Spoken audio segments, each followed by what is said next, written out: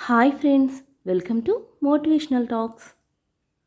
అంకెలతో దేనినైనా నిరూపించవచ్చు, ఒక్క నిజాన్ని తప్ప. నీ ముందున్న దానిని వదిలేయ్, వెనుక ఉన్నదానిని వదిలేయ్, మధ్యలో ఉన్నదానిని పట్టించుకోకు. అప్పుడు నువ్వు ప్రశాంతంగా ఉండగలవు. మన దుఃఖానికి కారణం కొడుకో ఆప్తుడో కాదు, మనలోని అజ్ఞానమే కారణం. జీవితంలో మనం చేసే తప్పుల్ని గమనించేది ఇద్దరే, ఒకరు పరమాత్మ, ఇంకొకరు అంతరాత్మ. మౌనం కంటే మీ మాటలు మంచివని అనిపించినప్పుడే మాట్లాడండి. మనం చేసే మంచి పనులైనా చెడు పనులైనా నీడలా మనల్ని వెంటాడుతూనే ఉంటాయి.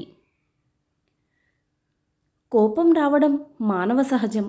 అయితే దాన్ని ఎప్పుడు ఎక్కడ ఎవరి మీద ప్రదర్శించాలో తెలుసుకోవడమే విజ్ఞత. హింస అంటే శారీరకమైనదే కాదు, మాటలతో ఎదుటివారిని బాధపెట్టినా అది హింసే అవుతుంది.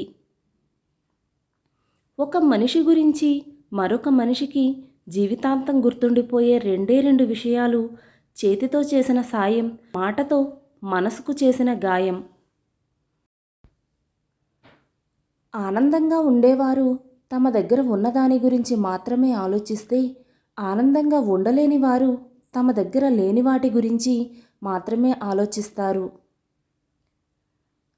అవసరమైతే మాట్లాడు, లేదంటే నిశ్శబ్దంగా ఉండు. సాధ్యమైనంత వరకు సంభాషణల్లో ఇతరుల ప్రస్తావన వద్దు. ఉత్తమ సంభాషణలు సిద్ధాంతాల చుట్టూ తిరుగుతాయి, నీచమైన సంభాషణలు వ్యక్తుల చుట్టూ తిరుగుతాయి.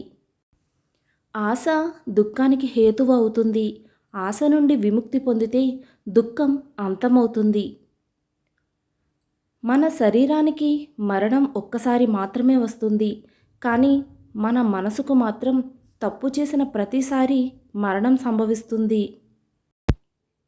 ఎవరు చూడడం లేదని తప్పు చేయకు, అందరూ చేస్తున్నారని అప్పు చేయకు. ఈ రెండు జీవితంలో పెద్ద ప్రమాదాలే అని గుర్తుంచుకో.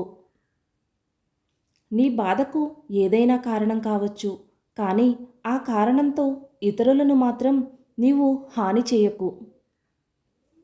సంపద కంటే జ్ఞానం ఉత్తమమైనది. ఎందుకంటే సంపదను మీరు రక్షించాల్సి వస్తుంది, జ్ఞానం మిమ్మలను రక్షిస్తుంది. క్షమించడం, క్షమించమని అడగడం ఆత్మశాంతికి ఒకానొక ఉత్తమ మార్గం. జ్ఞానాన్ని మించిన సంపద లేదు, సహనాన్ని మించిన ఆయుధం లేదు, విశ్వాసాన్ని మించిన భద్రత లేదు, నవ్వును మించిన ఔషధం లేదు. ఆశ్చర్యంగా ఇవన్నీ ఉచితమే. ఏదీ శాశ్వతం కాదు. నిన్ను నువ్వు ఒత్తిడికి గురి చేసుకోకు.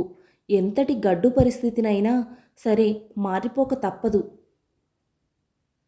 అన్ని విషయాల గురించి తెలుసుకునేలా చేసేది జ్ఞానం.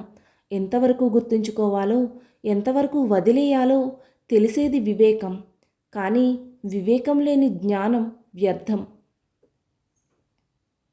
సాయం చేసేవాడు దేవుడు, మంచిగా మాటలు చెప్పేవాడు గురువు, నీతిగా బ్రతికేవాడు మనిషి.